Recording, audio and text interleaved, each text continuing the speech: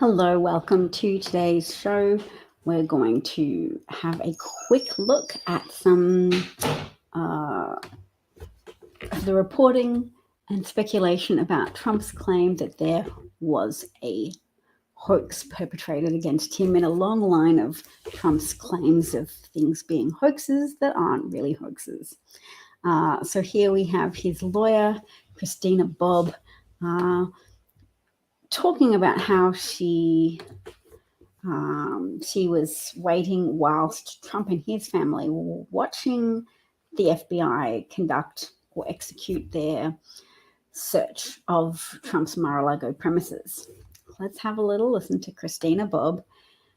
Was she supposed to say this? I don't know, because it must be so hard to be a Trump supporter and keep up with the whiplash of the various Republican positioning on this issue. There was also a Republican press conference that apparently didn't go very well recently as well. When I say recently, I mean in the last hour or so. It's kind of funny. I think the folks in New York, President Trump and his family, probably had a better view than I did because they had the CCTV that they were able to watch. I was stuck in the parking lot there to collect paper and answer questions. Yeah. But they were actually able to see the whole thing. So they actually have a better idea of what took place inside. And so that was another point of controversy that I've read two different completely contrasting reports on. One said that the FBI actually made them turn off all of the cameras. You're telling me that they didn't. Please elaborate. Well, oh my gosh, that lady's eyebrows on the left. I feel so sorry for women who succumb to earlier phases to just pluck off all their eyebrows. But anyway. They did. So initially they said you need to turn off all the cameras. And then, of course, the staff complied and said, oh, the FBI is making us turn off the cameras. And then the lawyers jumped in and said, no, you actually don't have to turn them off. So shortly after, they turned them back on. So the cameras were only off for a very short period of time. I wish she defined short. That would be nice to know. Is she talking about a matter of seconds? Not that we give credence to things said by Trump's lawyers. We don't give much credence, but it still helps us piece together their varying claims and how people of good conscience will find it increasingly difficult to support Trump. And of course, that's the whole problem with Trump's position in American politics. He occupies the place he does because he's being given a white pass. Status quo white indulgence pass, whereby we enable too much white collar crime and white criminality because too many people have an appetite either to preserve their own dominance in a social hierarchy, a contrived social hierarchy, or if they're an outgroup that wants in, like the kind of people who complain about Republicans until they find themselves being accepted by Republican in-groups and then push back against other outgroups.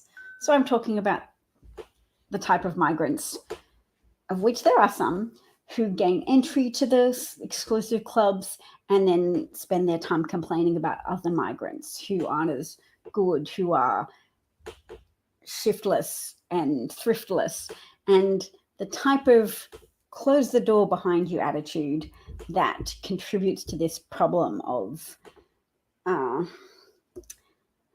sociopathic levels of tribalism instead of actual support for a multiracial, multi-plural democracy, which allows everybody's intellectual capital to thrive, which allows everybody's best energies to go towards building and supporting America, and more broadly speaking, the world, because this constant push-pull between selfishness and pro-social activity, the pull between being careful about risks and being more than hyper-vigilant, being irrationally suspicious of migrants or Jews or people from Mexico or any other scapegoated minority group. There's being vigilant about risks. There's gatekeeping what you think is right and good about your society. And then there are fascists who will take advantage of some people's tendency to over gatekeep their own communities and impoverish their own communities by voting for people like Republicans who suppress services, defund public hospitals, and do so in the name of gatekeeping the best of America for authentic, deserving Americans. That was a little bit of a rant. Let's go, just move on quickly because I can't stay for too long, to just an image that I think should resonate. The Arctic Ocean photographed in the same place 105 years ago versus today. Maybe someone needs to tell the Arctic that global warming is just a democratic hoax. So here we have, let's see if I can make it even bigger. You can recognize those peaks from the first picture in the second, and there's a glacier missing. Christopher enjoyed my rant. Thank you, Christopher. Appreciate your support and encouragement because, look, we need it. I'm always big on people taking up the cause of speaking out in favor of preserving the best things about America. And America has a democracy that, whilst imperiled by various current and future developments, in October of, when is the Supreme Court taking up the independent legislature theory? There's this theory that state legislatures should be able to operate independently, even from their own state Supreme Courts, i.e., disobey laws meant to govern the integrity of elections. So in favor of just letting state legislatures say, we think Trump should win the election. So regardless of votes, regardless of Supreme Court decisions at a state level, we're just going to certify a board of electors for Trump or for Ron DeSantis or whatever, regardless of the actual voting outcome in their state.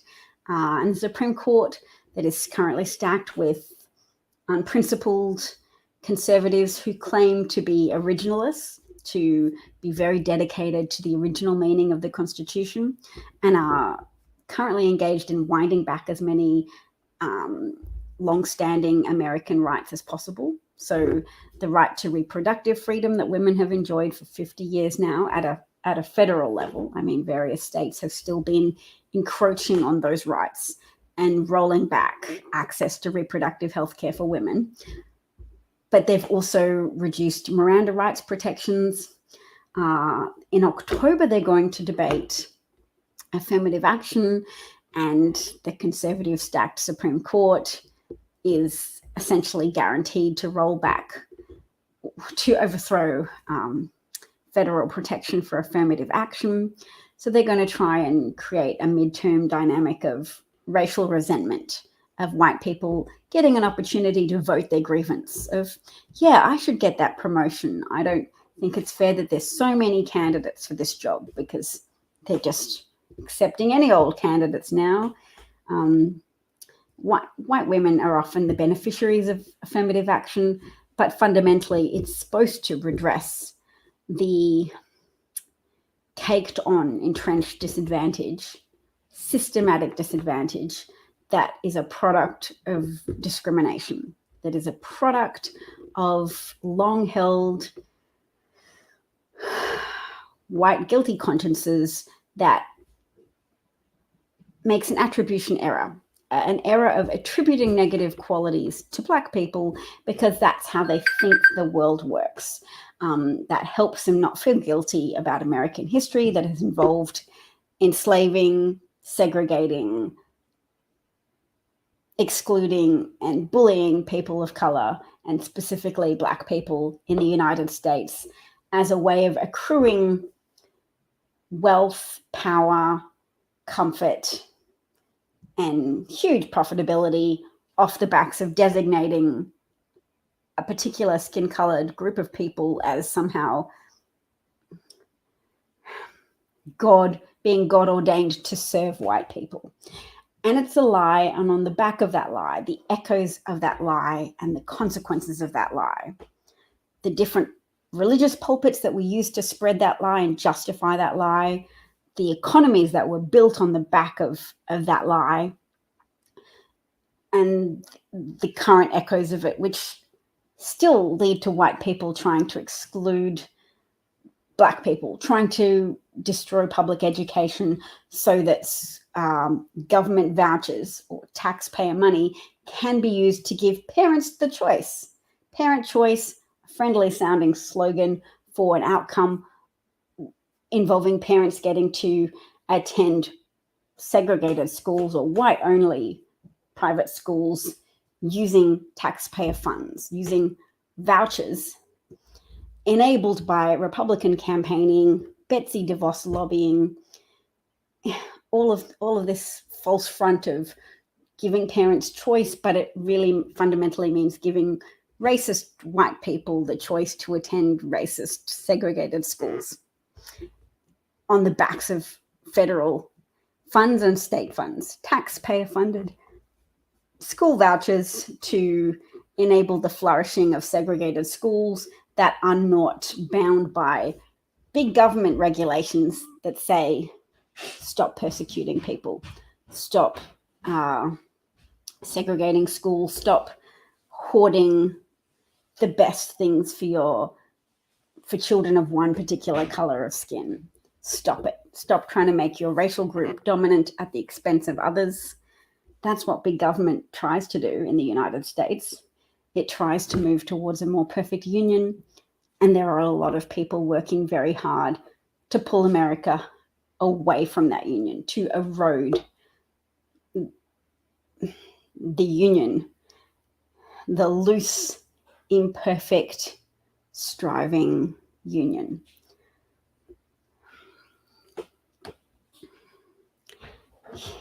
I'll show you, before I leave, I'll just show you quickly how badly the Republican I can tell you that press conference went this morning.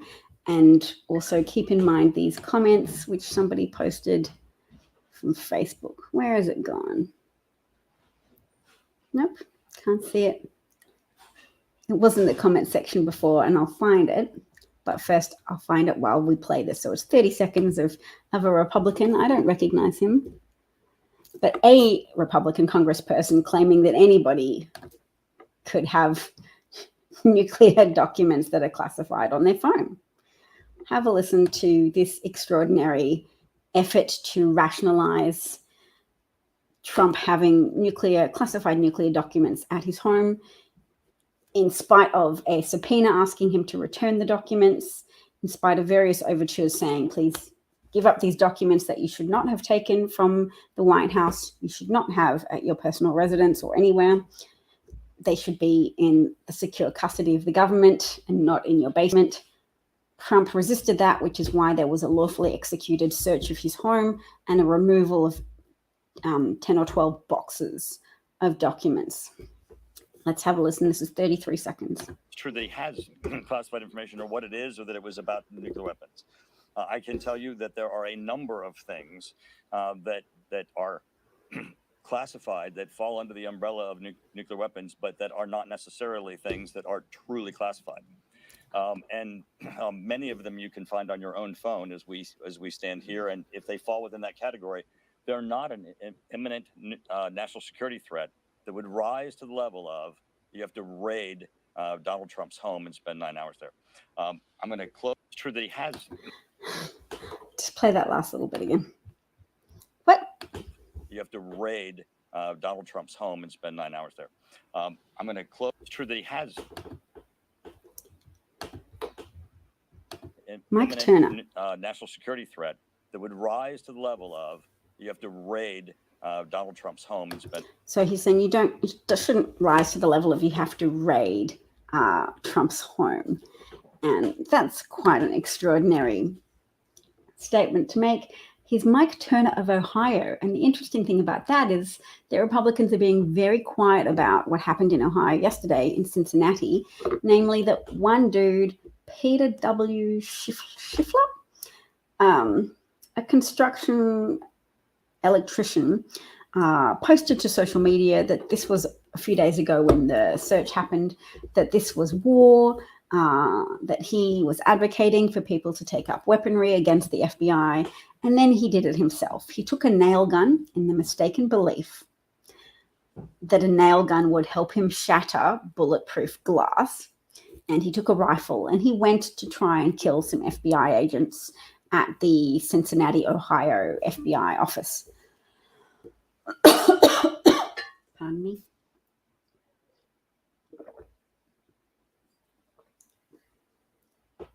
My daughter suggested that I have this cup.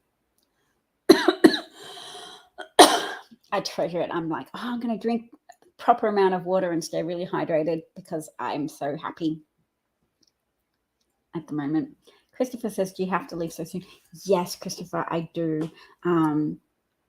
My apologies for not getting on earlier. I could have gone earlier, but I did get some exercise, which is important for me because I, like a lot of people, have a tendency to undervalue the need for exercise, particularly when I get caught up in breaking national news of profound national security significance. We've all had 6 years of Donald Trump, a national security threat, weighing on our consciousness, all of us with our eyes on the ball. Various people who are subsumed into the white supremacist cult that Trump is a mascot for, they've enjoyed a lot of happy, relaxed times. They were like, nothing's wrong, Trump's great for America. Yay. I don't waste time being jealous of them because it was a delusional happiness and a delusional sense of comfort.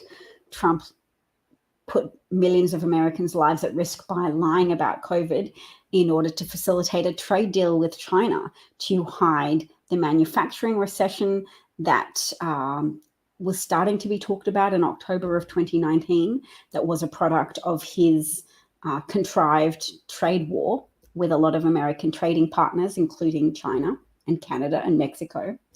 And he wanted to distract the news from that. He wanted to produce a trade deal signature, the Chinese President Xi's signature on a trade deal. So he said President Xi was doing a great job managing COVID and that it wasn't a problem. He then continued with that lie, of that COVID minimizing lie, and ruined public health compliance in the United States, massively polarized the electorate over the whole country over whether or not action should be taken, whether or not COVID was a hoax. So Trump has a long history of falsely claiming that certain things are hoaxes, including a pandemic. We're still dealing with the fallout from that so many people are unwilling to comply with public health mandates or public health suggestions that the CDC doesn't even bother to ask people to do things anymore. And we still have 500 people a day in the United States dying from COVID because the CDC has washed its hands of getting everybody on board with mask wearing during a pandemic and an ongoing pandemic. So that's hard. It's hard that there is such lengthy fallout and that it's hard for people to even separate the initiating causative agent in some of this non-compliance.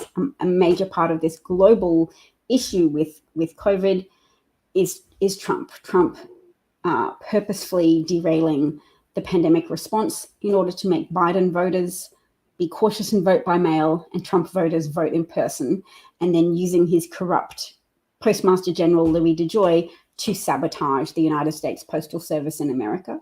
Louis DeJoy is still in office, but he has a board that has more Biden appointees on it now to at least restrain his worst impulses. But that man destroyed millions of dollars of mail sorting machines that belong to the American public, and he destroyed it in order to impede the delivery of votes, to delay the receipt of votes by mail from predominantly from Biden voters, and thereby swing the election more into Trump's favor. It didn't succeed, but it was an effort to steal the election for Trump, and hopefully consequences will come one day for that, and hopefully public awareness will increase, public awareness is at least increasing about Trump's interest in selling American nuclear secrets to the Saudis and having golf tournaments at his property to possibly facilitate such sales, having his son-in-law receive $2 billion from Saudi royalty as an investment in his venture capital firm. There's a lot of details about Trump's corruption that are hopefully getting a little bit more of an airing now in the public consciousness. Thanks for listening to the show today, and thanks, Christopher. Take care, and hopefully see you soon. Bye.